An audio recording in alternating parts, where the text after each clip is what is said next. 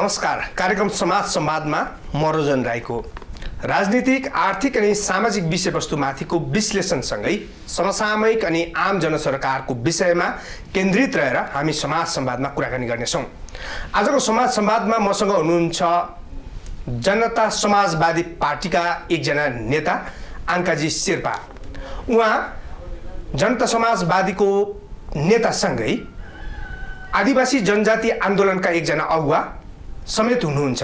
उहाँले विभिन्न कालखण्डमा जनजाति, आदिवासी जनजातिको विषयमा धेरै विषयहरू वकालत गर्दै आइराख्नु भएको छ। आज हामी विशेषतः उहाँसँग पृथ्वी जयन्ती वा एकता दिवस भनेर हामीले मनाइरहेको पृथ्वी जयन्तीको सन्दर्भमा केन्द्रित रहेर कुराकानी गर्नेछौँ। विशेषतः यतिखेर हाम्रो नेपाली समाजमा या हामीले पृथ्वी जयन्तीलाई एकता दिवसको रूपमा मनाइरहँदा पनि केही यस्ता आवाजहरू सुनिन थालेका छन्।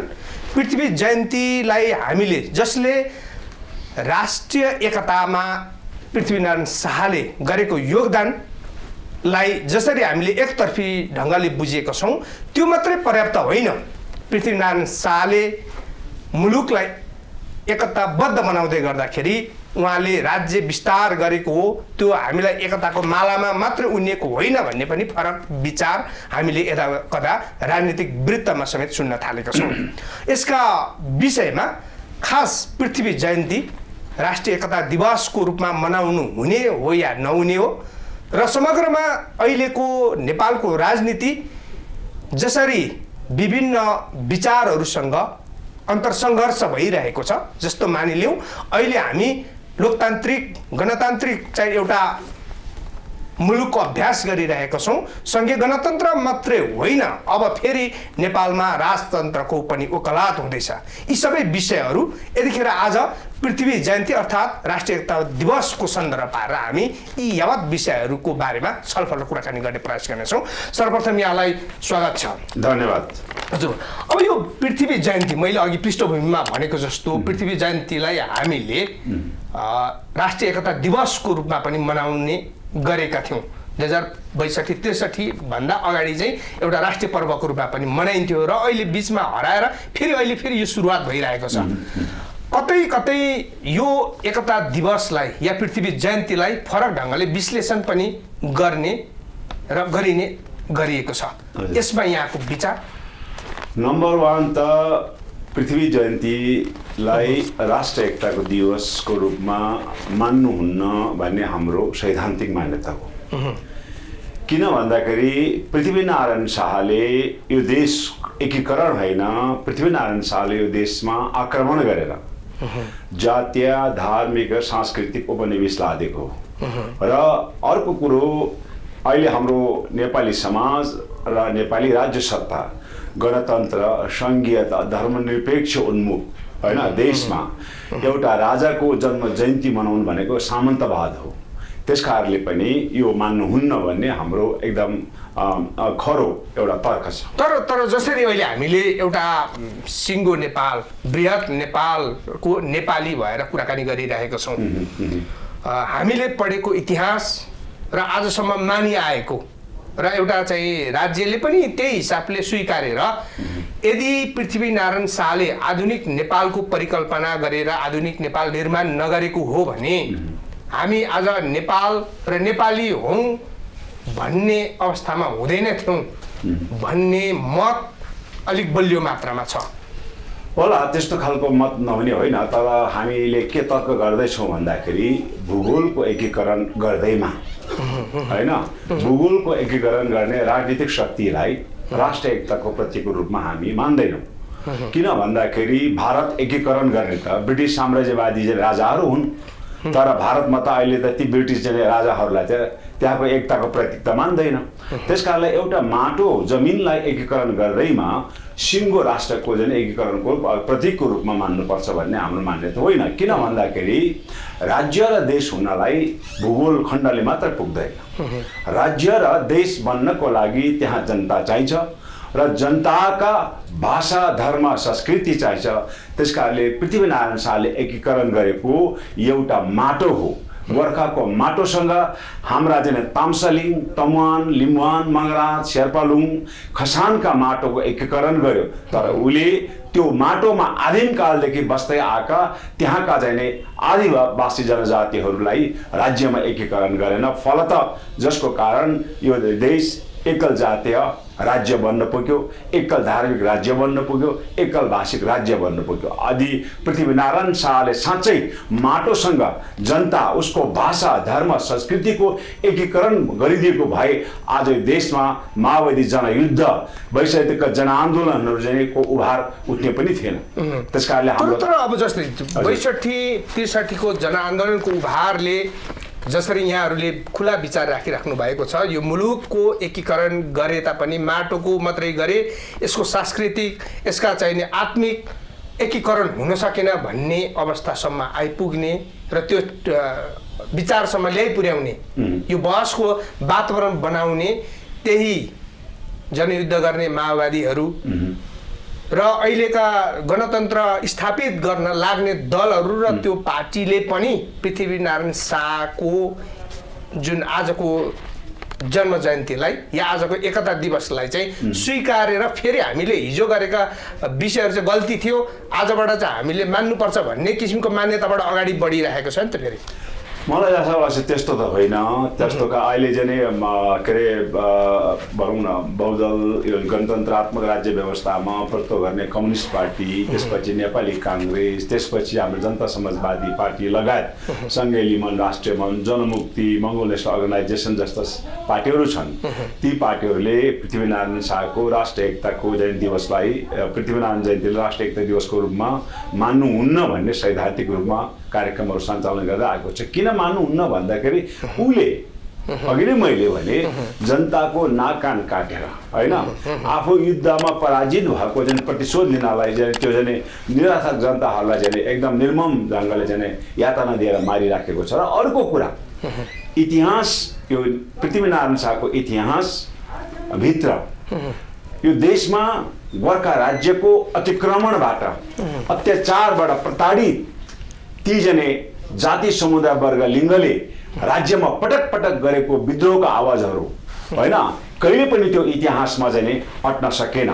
जसले गर्दाखेरि पृथ्वीनारायण शाह सम्बन्धी हामी एक कुरो इतिहास हाम्रो चाहिँ मानसिक मानसपटलमा त्यसको छाप बस्न भयो। हामीले सानैदेखि पृथ्वीनारायण शाह राष्ट्रियका चाहिँ एकीकरण गरेको हुन् भन्ने कुरा हामीले मैले भनिहालेँ। अहिले विश्वमा तपाईँको चाहिँ अङ्ग्रेजी साम्राज्यवादी शक्तिले भारतमा उपनिवेश जमाए, कालान्तरमा ऊ त्यहाँबाट हटिसके होइन। त्यस्तै चाहिँ अफ्रिकामा चाहिँ पनि ब्रिटिस साम्राज्यवादीले चाहिँ जिम्बाब्वे त्यहाँ चाहिँ उनीहरूले भूगोलको चाहिँ एकीकरण गरे, स्वरूप दिए, तर उनीहरू त्यो उपनिवेशबाट हटिसके। अथवा धेरै शक्तिशाली देशहरू जसले विभिन्न मुलुकमा उपनिवेश चाहिँ लादिएको थियो, त्यो उपनिवेशबाट उनीहरू चाहिँ आधुनिक एउटा चाहिँ देश निर्माणको क्रममा एउटा लोकतान्त्रिक प्रजातन्त्र बहालीपछि त्यो देशमा आफ्नो उपनिवेशबाट चाहिँ उनीहरू अलग भएको अवस्था छ। तर दुःखका साथ भन्नुपर्छ, हिजो के अरे भारतमा एउटा चाहिँ एकल जाति, एकल भाषा, एकल धर्मको असली हिन्दुस्तान स्थापना गर्ने त्यहाँका चाहिँ भारतका राजा महाराजाको सपना त्यहाँ मुगल राजाहरूले चाहिँ के अरे पुरा गर्न नदिएपछि मुगल राजाहरूले खेदेर चाहिँ लखेटेका चाहिँ ती पृथ्वी नामक पुर्खौलीहरू कुमाउ गढवाल हुँदै नेपाल प्रवेश गरेका हुन्। र ती उपनिवेश त्यहाँदेखि हामी त्यो जब कुमाउ गढवालबाट पृथ्वीनारायण शाहका पुर्खाहरू मुगल राजाले खेदेर नेपाल प्रवेश गरे, त्यो बेलादेखि हामी माथि चाहिँ जातीय, धार्मिक र सांस्कृतिक रूपमा अघोषित उपनिवेशको चाहिँ हामी पीडा खेपिराख्नु परेको छ। त्यस कारणले पनि हाम्रो यो आन्दोलन, मैले अघि नै भने, विद्रोहहरू पटक पटक भएका छन्, तर ती विद्रोहहरू कहिले पनि पृथ्वीनारायण शाहको गाथा लेख्ने इतिहासमा ती विद्रोहको चाहिँ कथा व्यथाहरू कहिले पनि मुखरित भएन। त्यस कारणले हामी अहिलेको चाहिँ आधुनिक चाहिँ जमानाका युवाहरूलाई हामी चाहिँ नेपालका चाहिँ जुन चाहिँ गलत इतिहासहरू, जुन चाहिँ गलत ढङ्गले लेखेको छ, एउटा जित्नेको मात्र इतिहास लेखेको छ, त्यो जित्नेको इतिहासहरूको चाहिँ विकल्पको रूपमा हारेको पनि इतिहास छ, त्यो इतिहास आज हामी मुखरित गर्दछौँ। र त्यही प्रताडित जातीय समुदायले आज त्यो जनताको जुन हत्या गर्ने, जनतालाई नरसंहार गर्ने त्यो राजालाई एकता दिवसको रूपमा मान्नुहुन्न। बरु त्यसलाई चाहिँ आवश्यक पर्यो भने थुक्न पर्छ, त्यसको स्मरणमा त्यसको शालिग भत्काउनु पर्छ। हिजो जुन जनयुद्ध कालमा ठाउँ ठाउँमा शालिग भत्काएका थिए, पृथ्वी चोक पोखरामा चाहिँ त्यहाँको शालिग भत्काएर चाहिँ अहिले त्यो चाहिँ हाम्रो जनजातिको शालिग राखेको छ। तब जुन बुटवलमा राखेको छ, भएन सिंहदरबारको अगाडिको शालिगको पनि औँला र चाहिँ शिरपेज हामीले तोडेको, त्यसको चाहिँ तरवार हामीले झिकेर फालिदिएको। फेरि पनि यो देशमा अघि तपाईँले भन्नुभयो जस्तै गरेर अलिकति अति हिन्दूवादी, अति चाहिँ गणतन्त्र विरोधी शक्तिहरू, कमल थापा चाहिँ के अरे मन्त्री हुँदाखेरि, उप प्रधानमन्त्री हुँदाखेरि चाहिँ उसको चाहिँ शक्तिको आडमा फेरि पनि त्यो चाहिँ त्यहाँ पुनर्निर्माण गर्ने काम कमल थापाहरू मात्र भएन। मैले जस्तै चाहिँ अब नेकपाको जस्तै कम्युनिस्ट पार्टीको ब्याकग्राउन्डबाट गरे मदन भण्डारीको श्रीमती अहिलेको हाम्रो राष्ट्रपतिले समेत पृथ्वीनारायणको शालिगमा उपस्थित भएर उहाँको उपस्थितिले पृथ्वीनारायण शाहको गाथा गाउनु भनेको चाहिँ हिन्दूवादीहरूले मात्रै भन्नु मिलेर भनेको एउटा चाहिने धर्म नमान्ने, एउटा चाहिने जात नमान्ने पार्टीको वकालत गर्ने ठाउँबाट, त्यो ब्याकग्राउन्डबाट गएका त्यसका अहिलेको चाहिने मलाई थाहा छ। नेपालको प्रथम महिला प्रधानमन्त्री स्वर्गीय मदन भण्डारी, एउटा श्रमजीवी नेताको रूपमा चिनेका मदन भण्डारीको पत्नीले राजतन्त्रको अवशेषमा रहेको पृथ्वीनारायण शाहको शालिग मुनि एकात्मक चाहिँ के भन्छ कमल थापाको र ज्ञानेको दबावमा आएर जुन प्रकारको हत्कण्डा उसले त्यहाँ प्रयोग गर्यो, जुन प्रकारको माल्यार्पण गर्न गयो, त्यसको यति घोर चाहिँ आलोचना भयो कि उसले अर्को पटकदेखि त्यहाँ जानै छोडिदियो। एकपटक गयो तर दोस्रो पटक त्यसले निरन्तरता पाउन सकेन। त्यसैको प्रतीक प्रजातन्त्र बहालीपछि कुनै एउटा राजा, एउटा सुन्नु राजा, एउटा चाहिँ राजाको चाहिँ इतिहास र त्यो देशको विकासको कारक एउटा एकल व्यक्ति राजा मात्र हुन सक्दैन। देशको इतिहास र विकासको कारक तत्त्व भनेको त त्यहाँको जनता नै हो। जनताको श्रम पसिनाले आर्जेको देशमा पृथ्वीनारायण शाहले आर्जेको यो मुलुक होइन भन्ने पनि कुरा हामीले, त्यही कारणले चाहिँ त्यति बेला एक हदसम्म कुनै राजनीतिक शक्तिको प्रभावमा परेर हैन, सम्भवतः भारतका हिन्दूवादी शक्तिहरूको प्रभावमा परेर नेपाललाई फेरि पनि हिन्दू अधिराज्य स्थापना गर्ने हामीले पढिरहेको। जस्तै यहाँले यसो भन्दै हुनुहुन्छ, हामीले सङ्घीय मुलुकको अभ्यास गरिरहेको छौँ जहाँ गणतन्त्रको अभ्यास भइरहेको छ, तर पनि हामीले पढ्ने पाठ्यक्रमहरूमा यो मुलुकको निर्माता, राष्ट्र निर्माता पृथ्वीनारायण शाह हो भनेर पढिरहेकै छौँ। हाम्रा चाहिँ केटाकेटीलाई पनि पढाइरहेका छौँ, इतिहास पनि त्योभन्दा फरक ढङ्गले व्याख्या गरेको छैनौँ। भनेपछि तपाईँहरू यस्तो कुरा गर्ने मान्छे गलत भयो कि यो राज्य गलत भयो? हामी जस्ता सामान्य मान्छेहरूले विद्यार्थीहरूले चाहिँ बुझ्ने के सत्य लिनुभयो। मैले भने नि यो नेपालको के अरे इतिहास, नेपालको पाठ्यपुस्तक अथवा नेपालको तपाईँ सङ्ग्रहालयहरू सबै जितेका मान्छेले स्थापित गरेका वस्तुहरू हुन् र ती वस्तुहरूमा पृथ्वीनारायण शाहको युद्धसँग हारेका पनि मान्छेहरूको इतिहास त्यहाँ लेखेको छैन, उसको विरुद्धमा विद्रोह गरेको इतिहासहरू लेखेको छैन। पृथ्वीनारायण अघि नै मैले पृथ्वीनारायण शाहले स्थापित गरेका गोर्खा राज्यबाट को अत्याचारबाट आजित त्यो उत्पीडित जाति समुदायको मुद्दालाई टेकेर धेरै आन्दोलनको उभारहरू भए, धेरै आन्दोलन सफल भए र ती आन्दोलन सफल भए पनि आखिरी फेरि राज्य सत्तामा त्यही जाति समुदाय नै पुग्ने जुन परम्परा बस्यो त्यसको पनि विरोधमा आज हामीले अब यसको अवशेष, त्यो एकात्मक जाति भाषा धर्म संस्कृतिको अवशेष भनेको राजतन्त्र हो र त्यो राजतन्त्रको अवशेष अहिले नेपालमा पृथ्वीनारायण शाहको शालिग नै हो। त्यस कारणले हामीले त के भनेका छौँ भन्दाखेरि त्यो सिंहदरबारको अगाडिको शालिग भत्काइनु पर्छ र यसलाई चाहिँ के अरे विभूतिको चाहिँ राष्ट्रिय विभूतिको चाहिँ लिस्टमा राखेको छ, जनताको नाकान काट्ने इतिहासलाई नामेट पारेर गलत इतिहास भयो। त्यो इतिहास हाम्रो इतिहास त होइन। तपाईँले पढेको इतिहास के हो भन्दाखेरि अङ्ग्रेजसँग पृथ्वीनारायण शाहले नलडेको भए आज यो देश अङ्ग्रेजीकरण हुने थियो, भारतमा गाभिने थियो, नेपाल र नेपाली भन्ने तपाईँलाई चाहिँ अधिकार हुने 2224 राज्यमा विभाजित भएको एउटा साना राज्यहरूलाई एकताबद्ध नबनाएको भए, एउटा शक्ति नबनेको भए त्यो गलत इतिहास हो। तपाईँले मलाई प्रमाण गरिदिनुहोस् कि पृथ्वीनारायण शाहको गोर्खा सेनाले भारतको चाहिँ वनराजका चाहिँ राजाहरूकोमा गएर तिमीहरूले बनाउन खोजेको हिन्दुस्तानी भारतमा हुन सकेन, म अब नेपाललाई असली हिन्दुस्तान बनाउँछु र त्यहाँ हिन्दू राजा र हिन्दू अधिराज्य निर्माणको लागि मलाई तिमीहरूको सहयोग चाहियो भनेर त्यहाँबाट पैसा लिएर हतियार किनेर उसको सेना पठाएर नुवाकोट आक्रमण गरे, त्यसपछि काठमाडौँ, त्यसपछि यावत रूपले चाहिँ अन्य जग्गाहरू आक्रमण गरे होइन। त पृथ्वीनारायण शाहले यसरी षड्यन्त्रपूर्वक चाहिँ नि गोर्खा राज्यको विस्तार गरेको हो। त्यसकारणले चाहिँ पृथ्वीनारायण शाहको चाहिँ नि जुन इतिहास छ उसले चाहिँ नि नेपाल के अरे अङ्ग्रेजी सेनासँग लडाइँ गर्यो भने मलाई तपाईँले देखाउनुहोस् त पृथ्वीनारायण शाहले कुन चाहिँ स्थानमा कतिवटा अङ्ग्रेजी सेना मारे। सिन्धुली गढीमा मल्ल राजाहरूको सहयोगको लागि आएका एउटा अङ्ग्रेजी टोलीलाई सिन्धुली गढीको चाहिँ माथि टुप्पोबाट चाहिँ ढुङ्गा हानेर दबायो भने होइन, त्यो कुरा होइन। सिन्धुली गढीको चाहिँ के अरे मल्ल राजाहरूको सहयोगमा आएका ती ब्रिटिस सेनाका चाहिँ सानो एउटा टुकडी प्रतिकूल मौसमको कारण उनीहरू सिन्धुली गढीबाट फर्केर गए। कुमाउँ गढवालमा थोरै इतिहास छ। त्यो बाहेक नेपालको कुन भूभागमा पृथ्वीनारायणको सेनाले अङ्ग्रेजी सेनाको टाउको काटेको उसको वध गरेको इतिहास कसले कहाँ त एउटा फोटो देखाइदिउँ न।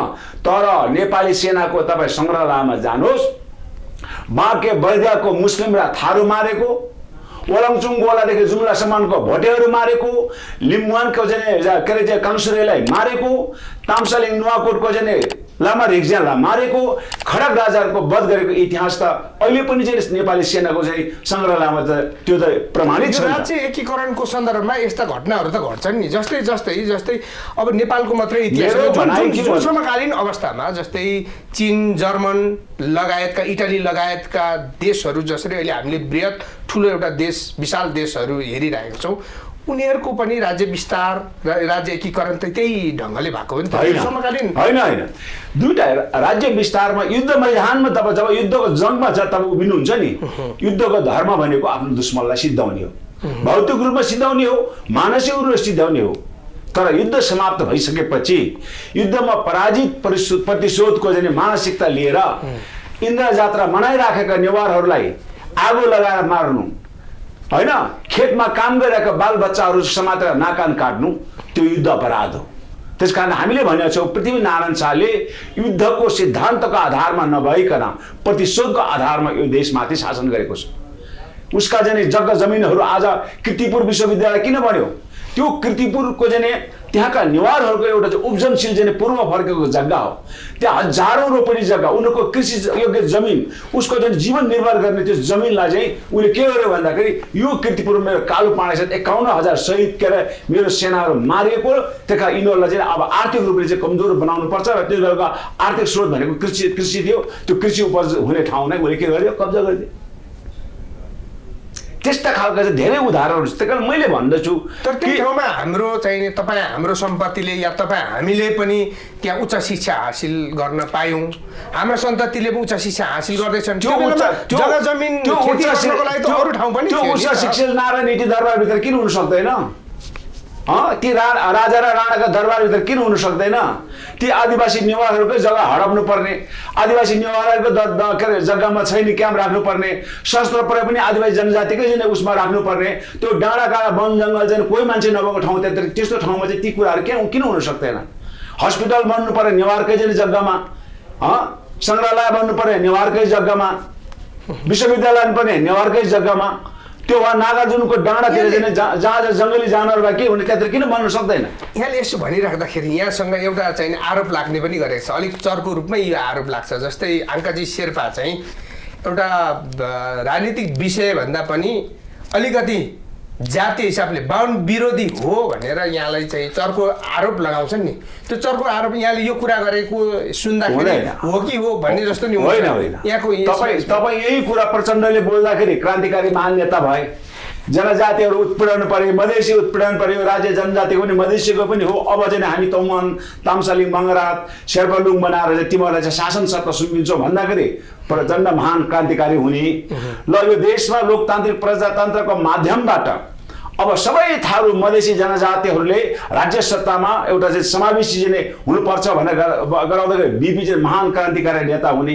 अनि त्यही मुद्दा अङ्काजीले उठाउँदाखेरि अङ्काजीले जातिवादी भन्ने त्यो उठाएको 100 जना सुन्नुस् न 100 जना मन्त्रीमा 86 जना चाहिँ बाहुन नियुक्ति गर्ने केपी ओली जातिवादी कि यो भएन भनेर कराउने अंकाजी जातिवादी के सिंहदरबारदेखि लिएर प्रदेश सरकारदेखि लिएर वडा तहसम्ममा चाहिँ हिन्दू चाहिँ पर्वतीय भाषा चाहिँ लादिने उसका लिपि लादिने केपी ओली चाहिँ जातिवादी कि कमसे कम हामी बसेको ठाउँमा हाम्रो भाषा पनि सरकारी कामकाज भाषा हुनुपर्छ भन्ने अंकाजी जातिवादी। त्यसकारण तपाईँ जस्तो एउटा जनजाति पत्रकारहरूले फेरि त्यही बाहुनको चाहिँ सिकाएको चाहिँ मन्त्र जपेर फेरि मलाई प्रश्न गर्दाखेरि तपाईँ पनि कतै कतै आफ्नो चाहिँ अस्तित्व र आफ्नो चाहिँ पीडाको बारेमा अध्ययनै नगरिकन पत्रकारितामा लाग्नु भएको हो कि अथवा तपाईँको चाहिँ सञ्चार माध्यमलाई ती ब्राह्मण समुदायमा लोकप्रियता कमाउनको लागि बाहुनको विरोधी बोले भने बेकार भोलि टिभी चल्दा विज्ञापन आउँदैन भन्ने त्रासित हुनुभएको हो कि होइन भने सत्य कुरो यही हो। तर जस्तै यहाँले भनिराख्नु भएको कुरा चाहिँ अब सत्य असत्यको कुरामा छलफल हामी फेरि गर्दै जाउँला। जस्तै तर सबैले मानिराखेको जुन भाषा छ जसलाई हामीले चाहिँ नि सानैदेखि कसले मानेछ सबै सानैदेखि सिकिरहेको भाषा त त्यो जबरजस्ती सिकाएको छ। जस्तै मैले राई भए पनि मैले राई भाषा मैले पढ्न नजान्नु होला तर नेपाली भाषा त तपाईँले किन जाने तपाईँले मलाई प्रश्नको उत्तर दिनुहोस्।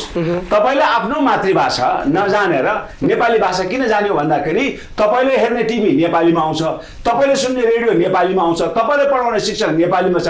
आज तपाईँ जन्मेको ठाउँमा राई मातृभाषाबाट टिभी चल्दो हो, रेडियो चल्दो हो, त्यहाँको शिक्षकले माध्यम त्यो बढाउँदो हो त तपाईँले कुनै पनि हालतमा किनभने फ्रान्समा त फ्रेन्च भन्दा अरू भाषा त जान्दैन, चाइनामा चाइनिज भाषा भन्दा अरू त जान्दैन। तर राज्यको नीति के हो भन्दाखेरि एकल धर्म जाति भाषा लाद्ने भएपछि सम्पूर्ण सञ्चार माध्यमहरू होइन अघि नै मैले भने सरकारी कामकाजका माध्यमहरू के अरे भनौँ न छलफल अथवा जेसुकै गर्दा पनि त्यो माध्यम के बनायो भन्दाखेरि खस भाषा हो। अब यो एकल भाषिक आधिपत्य प्रभुत्वलाई हटाउनुको लागि हामीले के भन्यौँ भन्दाखेरि कमसे कम संघीय सरकारदेखि लिएर प्रदेश र वडा तहसम्म चाहिँ त्यहाँको जाति समुदायहरू नेपाली पनि राख खस पनि राख तर त्यसको अलावा बहुसंख्यक मानिसले बोल्ने भाषालाई पनि सरकारी कामकाजको भाषा बनायो भने त नेपाल चाहिँ विविध चाहिँ भाषा भाषीको देश भन्ने त चिन्छ नि। मुखले चाहिँ नि यो सबै जाति चाहिँ भाषाको चाहिँ साझा देश बन्ने अनि बनाउने बेलामा एकल भाषा एकल धर्म जातिको चाहिँ देश बनाएर चाहिँ हुन्छ त। त्यसकारणले तपाईँ हामी स्थानीय तहमा जस्तै स्थानीय सरकारहरूले आफ्नो भाषा आफ्नो चाहिँ भूगोल अनुसार आफ्नो संस्कृति त्यहाँको जाति अनुसार पाठ्यक्रमहरू तयार गरेर लागू गर्ने त भनेको छ। त्यो गर्न सकिरहेको छैन। त्यो स्थानीय तहमै कमजोरी भयो होला। त्यो सजिलो छैन। तपाईलाई तपाईलाई संस्कृति भाषा पढिसकेपछि संस्कृति भाषामा तपाईले आचार्य गर्यो भने तपाईलाई सामान्य योग्यतामा एमए अथवा बीए सो सरको मान्यता दिएर एउटा चाहिँ संस्कृत श्लोक बनाउन जान्ने बाहुनले पनि डीएसपी सेक्सन अफिसरमा लड्न सक्छ किन उसलाई शैक्षिक मान्यता प्रदान गरेको छ। अब तपाईले पढ्ने राई भाषा हामीले पढ्ने बौद्ध शिक्षा प्रणाली त्यसलाई पनि शैक्षिक मान्यता दिनु पर्यो। अधिकार बिनाको भाषा पढाएर के अर्थ हुन्छ? आज चाहिँ किन बाहुनहरूले चाहिँ के अरे संस्कृत पढ्न छोड्यो भन्दाखेरि त्यो संस्कृतसँग जोडेर केही अधिकारै छैन, त्यो मृत भाषा भइसक्यो होइन। जो हिजो चाहिँ संस्कृत श्लोक पढाएर चाहिँ जीवन जीविकोपार्जन गर्छ उसले पनि संस्कृत पढ्न छोडे किनभने त्यो संस्कृत भाषासँग अब कुनै प्रकारको अधिकार छैन। त्यसकारण मानिस त्यो भाषालाई विकसित गर्नको लागि त्यो भाषालाई अधिकार सम्पन्न बनाउनु पर्यो। आज लोग कमसे कम किराँती भाषा बोलेका सेक्सन अफिसरहरू भोलि चाहिँ पूर्व लिम्बुवा र किराँतमा प्रमुख जिल्ला अधिकारी छनौट हुँदाखेरि प्राथमिकता पर्ने छ भन्यो भने त उसले त अधिकार पायो नि त। उसलाई पढ्न लगाइन्छ एउटा चाहिँ सङ्ग्रहालय निर्माणको लागि एउटा जीवन्त सङ्ग्रहालय राई भाषा बोल्ने मान्छे पनि छ है स्कुलमा भनेर देखाउनको लागि मात्रै त्यो पढेर उसले चाहिँ राज्यमा के अधिकार हासिल गर्छ त? त्यो महत्त्वपूर्ण कुरा हो नि त। त्यसकारणले राज्यमा राई भाषा शेर्पा भाषा केवल तामाङ भाषा अथवा विभिन्न जाति भाषा पढिसकेपछि उसले प्राप्त गर्ने अधिकार पनि सुनिश्चित हुन्छ अनि त्यो पढ्नको लागि उत्साहित हुन्छन्। मातृभाषालाई जीवन्त राख्नको लागि मातृभाषाले एउटा जीवित सङ्ग्रहालयको रूपमा राख्नको लागि बाबु राई जातिले राई भाषा पढ्नुपर्छ शेर्पा जातिले शेर्पा भाषा पढ्नुपर्छ भने कोही पढ्नेवाला छैन। तर यहाँहरूले पहिले त जुन अहिले यहाँले थप्नुभयो माग, सुरुमा त हाम्रो भाषा संस्कृति अनुसार हाम्रो रहनसहन अनुसार हामीले बोल्ने भाषाहरूको पनि उत्थान हुनु पर्यो, त्यसको पढाइ हुनु, माग त्यो गर्नुभएको थियो। समय सापेक्ष माग फेरि हो। अहिले माग थपेर 47 सालभन्दा अगाडि पञ्चायती व्यवस्था हुँदाखेरि तपाईँलाई राई भाषा चाहिँ कुनै सरकारी कार्यालयमा तपाईँको आफ्नै दुईटाको बिचमा बोले पनि तपाईँलाई प्रतिबन्ध लाग्थ्यो। तपाईँले राईको जुन लुगा लगाएर तपाईँले चाहिँ कुनै चाहिँ फोटो खिचेर नागरिक प्रमाण तपाईँ लिन सक्नुहुन्थ्यो। त्यो बेलाको त्यो खालको एकात्मक एउटा भाषा एउटै भेष प्राणभन्दा प्यारो छ भन्ने नाराको विरुद्धमा 47 सालमा जब चाहिँ प्रजातन्त्र बहाली भएपछि मानिसहरूमा भाषा पोसाकको चाहिँ स्वतन्त्रता भयो। त्यति बेला हामीले अहिलेसम्मको अवस्था के गर्यौँ भन्दाखेरि अब त्यसपछिको तत्कालीन आवश्यकता भनेको आफ्नो वेशभूषा आफ्नो भाषालाई संस्थागत गर्नका लागि त्यसको प्रयोग गर्ने, आफैभित्र प्रयोग गर्ने, त्यो लगाउने।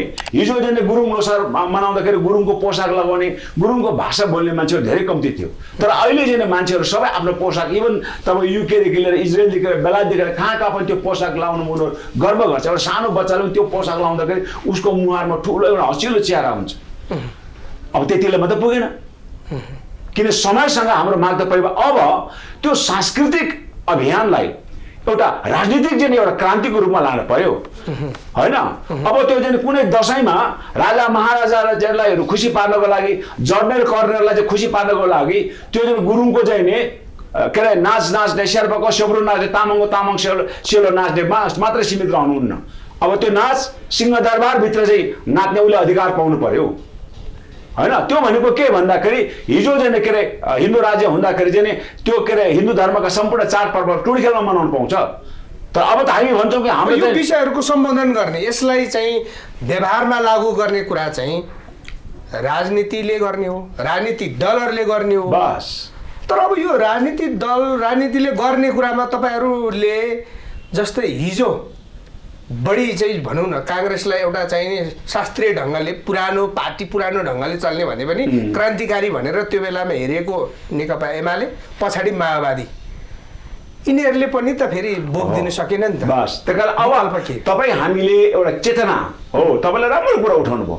पटक पटक यहाँ राजनीतिक आन्दोलन हुने, राजनीतिक आन्दोलनले एउटा चाहिँ उपलब्धि पनि हासिल गर्ने, तर प्रत्येक राजनीतिक आन्दोलनको सफलतापछि शासन सत्तामा शासक परिवर्तन नहुने हो। अब हाम्रो राजनीतिक अभियान भनेको एमाले भित्र होस्, काङ्ग्रेस भित्र होस्, माओवादी भित्र होस्, राप्रपा भित्र होस्, सबैले के हेक्का राख्नु पर्यो भने अब हामीले आफ्नो राजनीतिक पार्टीभित्र विद्रोह गरेर त्यो राजनीतिक पार्टीको संसदीय दलको नेता अध्यक्ष जो मूलतः भविष्यमा त्यो देशको प्रधानमन्त्री हुने हैसियत राख्दछ त्यो ठाउँमा हामी पुग्न पर्यो।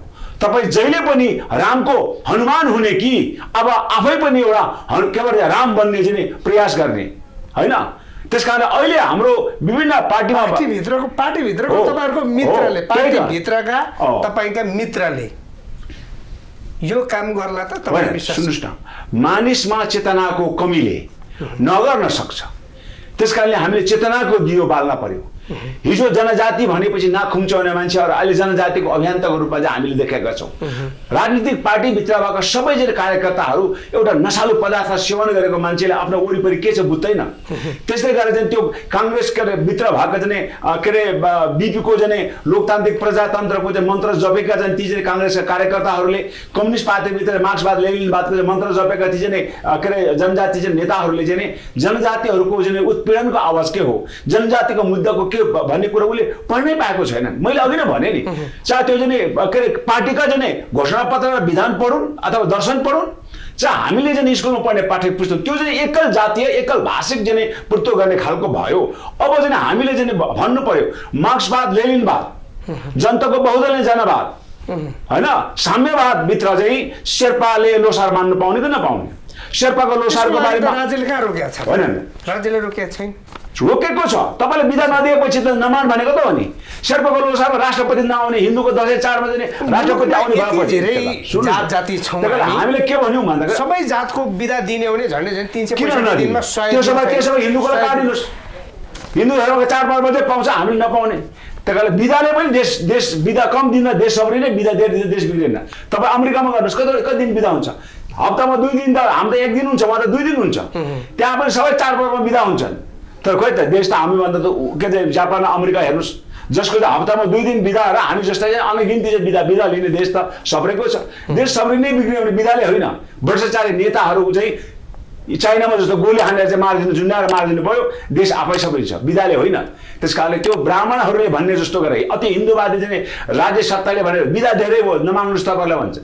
गोबरको नाममा बिदा दिने, कुकुरको नाममा बिदा दिने, गाईको नाममा बिदा दिने, मान्छेलाई मनाउनु चाँडो बिदा नदिनु पनि हुन्छ। अब यो जस्तै यहाँले चाहिँ जस्तै मैले अघिकैमा म जोडिन चाहन्छु, जसरी पृथ्वीनारायण शाहदेखि अहिलेसम्मको राजा ज्ञानेन्द्रसम्मको पूर्व राजा भनेर भन्ने गरेका छ, उहाँको पछिल्लो राजनीतिक जसरी नेपालको राजनीति बिग्रिरहेको छ, राजा र हिन्दूवादीहरूको राजनीति चाहिँ अलिक सप्रेको जस्तो देखिन्छ। यो बेलामा अलिक राजावादीहरूको चलखेल भइरहेछ, यहाँको आक्रोश त्यतातिर बढी छ। नेपालका राजनीतिज्ञहरूले, देशका प्रधानमन्त्रीले, देशका मन्त्रीहरूले मुलुकलाई सुशासनतिर लगेको, लान नसकेको, राज्यलाई चाहिने नागरिकहरूलाई विकासको बाटोतिर, मुलुकलाई विकासतिर डुडाउन नसकेकोमा यहाँलाई चिन्ता छैन, आक्रोश छैन। राजाका पक्षमा चाहिने नारा जुलुस गर्ने, हिन्दू धर्मका विषयमा चाहिने नारा जुलुस गर्ने, त्यसको समर्थन निस्किने प्रति यहाँको बढी आक्रोश देखिन्छ। किन राजा यो देशमा आउनु, राजा अब यो देशको लागि एउटा दन्त्य कथा भइसक्यो होइन। तपाईको एउटा तर मुलुकको विकासलाई रोक्ने, बाधक पुर्ने नेताहरू, प्रधानमन्त्री, त्यो मैले भने एउटा कुहिएको स्याउको विकल्प अथवा एउटा कुहिएको आलुको विकल्प अर्को कुहिएको आलु हुन सक्दैन।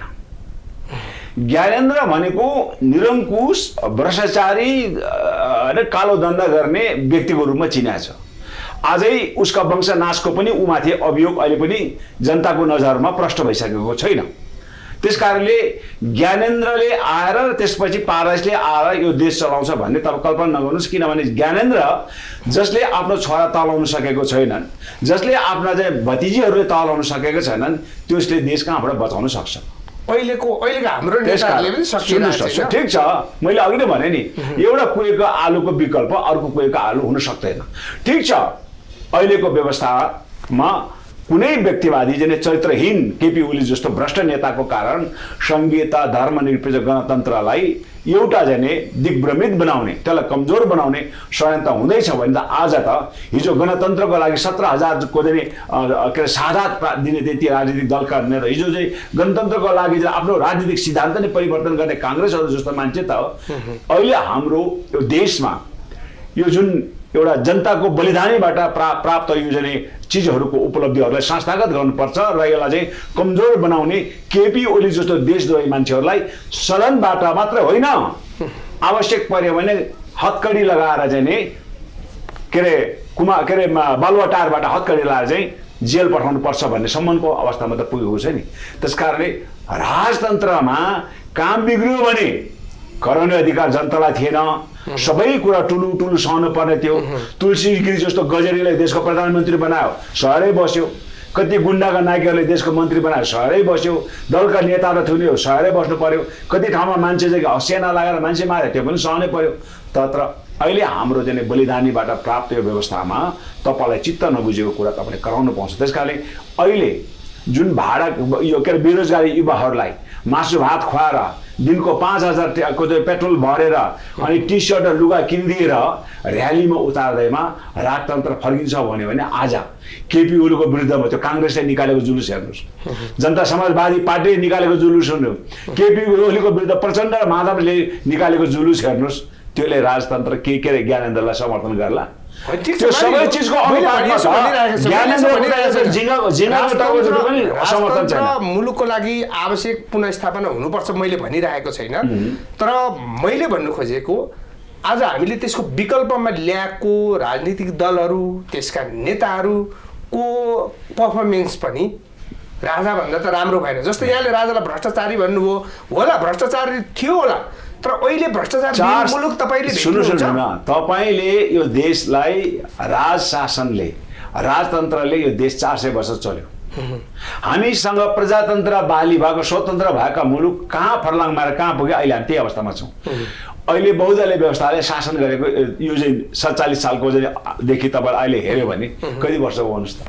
30-35 वर्षको अब दौरान छ होइन हो सबै कुरालाई पूर्णता हुन त्यसलाई पूर्णता दिने काम त्यसले परिमार्जन गर्ने काम गल्ती गरेको काम हामीले सुधार्ने हो त्यसै कारणले हामीले के भन्यो भन्दाखेरि यस्तो भ्रष्टाचारी संसदीय व्यवस्थाको सट्टा पूर्ण कार्यकारिणी राष्ट्रपतिको निर्वाचन जहाँ जनताले राष्ट्रपतिलाई निर्वाचित गर्नेछ र निर्वाचित राष्ट्रपतिले जनताप्रति उत्तरदायी होइन ब्युरोक्र्याट्सहरूको होइन जसले देशलाई बुझेको छ टेक्नोक्र्याट्सहरूको चाहिँ एउटा चाहिँ सहभागितामा मन्त्रीमण्डल गठन गर्नेछ यता पार्टीलाई पूर्ण समावेशी बनाउनको लागि सिङ्गो देशलाई एउटा निर्वाचन क्षेत्र बनाउने र प्रत्येक जिल्ला 77 जिल्लाबाट पार्टीलाई भोट दिने એટલે उनीहरूले प्राप्त गरेको कुल मतको आधारमा एउटा पार्टीले कति माननीय पाए त्यो माननीयभित्र चाहिँ सबै जाति भाषा धर्म संस्कृतिको प्रतित्व हुने समावेशी सदन बनाउने र त्यो सदनको काम मन्त्री बन्ने भ्रष्टाचार गर्ने होइन देशमा आवश्यक कानुन तर्जुमा गर्ने विधेयकहरू पारित गर्ने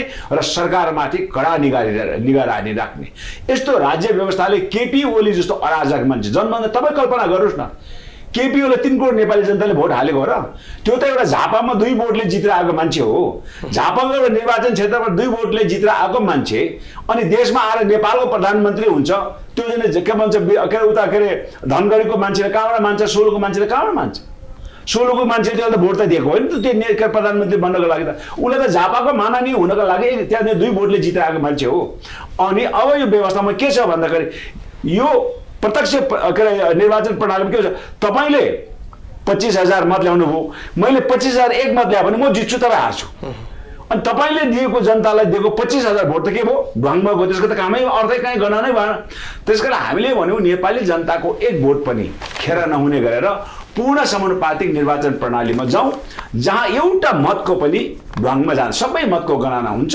त्यसको आधारमा के अरे पार्टीबाट मान्छे छनौट हुन्छ र त्यो मान्छे समावेशी हुन्छ र अर्को त्यो मान्छेको काम चाहिँ अभिलाषा चाहिँ इच्छा चाहिँ महत्त्वाकांक्षा चाहिँ सिंहदरबार जान्छु म प्रधानमन्त्रीको खुट्टा मोलेर होइन म मन्त्री हुन्छु र चुनावमा खर्च भएको मेरो 2 करोड चाहिँ भ्रष्टाचार गरेर कमाउँछु भन्ने नियत पनि हुँदैन किन भन्दाखेरि त्यहाँ त सामान्य विधेयक पारित गर्ने कानुन बनाउने त्यहाँ कुनै प्रकारको महत्त्वाकांक्षी पनि हुन्न तर यस्तो राज्य व्यवस्थाले अहिले तपाईँले भने जस्तो जुन आम नेपाली जनताले एउटा साधारणबाट ल्याएको परिवर्तनलाई एउटा चाहिँ कमजोर हुन दिन्न राज्यलाई चाहिँ बलियो हुन्छ हो हामीले चाहिँ नयाँ घर बनाएको छौँ नयाँ घरका ज्याल मिलेको छैन ढोका मिलेको छैन हामी त भन्नु संविधानै मिलेको छैन संविधानै त्रुटिपूर्ण छ त्यही कारणले यो संविधान चाहिँ मिलाउँ भन्ने कुरा हो होइन पृथ्वीनारायण शाहले नै कल्पना गरेको राज्य निर्माण गर्नु पृथ्वीनारायण शाहले त भनेको थियो नि त उसले यथार्थमा नबने पनि यो देश सबै जातिका साझा फुलबारी भन्यो तर बनाउने भए तोरीबारी बनायो